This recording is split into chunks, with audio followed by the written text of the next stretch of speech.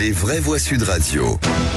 3 mots qui sont, Félix, ce soir: cible, salon et JO. Les États-Unis donnent leur feu vert à l'utilisation d'armes occidentales pour viser des cibles militaires russes sous de strictes conditions. Volodymyr Zelensky salue un pas en avant. Les industriels israéliens de l'armement finalement jugés indésirables à un salon de défense à Paris. La France annule leur participation suite aux frappes meurtrières sur un camp de réfugiés à Rafah dimanche dernier.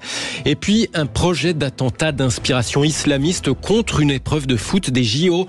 Elle vient d'être déjouée à Saint-Étienne, indique le ministère de l'Intérieur. Un Tchétchène a été interpellé. Il voulait agir au stade Geoffroy-Guichard. Les vraies voix Sud Radio. Les États-Unis, mais aussi désormais l'Allemagne, la Suède, la Finlande, la Norvège et le Danemark, tous viennent de donner leur feu vert à l'utilisation de leurs armes par l'Ukraine pour viser des cibles militaires sur le territoire russe.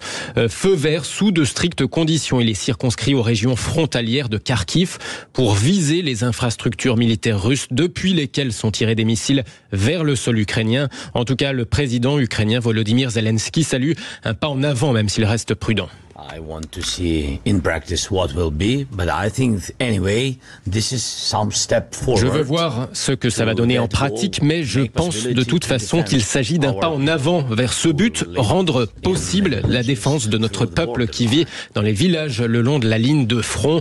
Réaction de Volodymyr Zelensky depuis ce sommet Ukraine-Europe à Stockholm en Suède. Effectivement, tout de suite le deuxième mot.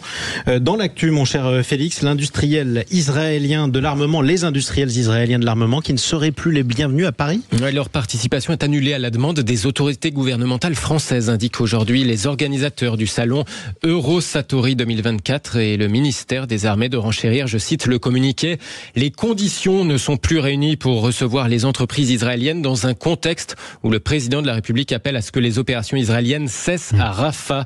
Hier soir, d'ailleurs, justement, des manifestants protestaient devant ce salon contre cette participation d'industriels israéliens, à l'image, par exemple, de Laure ou de Yacine. C'est pour moi le summum du cynisme, si vous voulez, où est revendiqué dans ce salon le fait qu'on vend des produits qui tuent des civils et c'est totalement normalisé, en fait. Les exposants israéliens ne peuvent pas venir faire leur publicité sur le sol de la République française en maintenant le fait que leurs armes ont été testées sur une population civile. Ça n'est pas acceptable.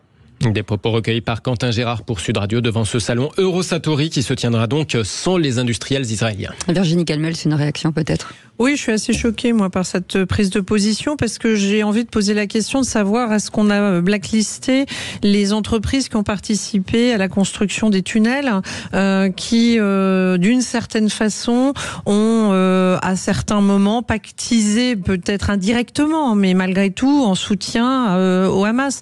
Donc, le deux poids, deux mesures, avec cette volonté de mettre au cœur de quelque chose qui est économique. Il y a un salon, là, on ne fait pas de la géopolitique, enfin, indirectement, mais je veux dire qu'il y ait des... Et puis on est très content d'avoir un nombre colossal d'entreprises israéliennes très en pointe dans l'innovation, y compris dans l'armement. Donc je trouve ça plus que surprenant. Et une fois encore, on fait de la politique sur un sujet qui me semble plus industriel et stratégique que cela.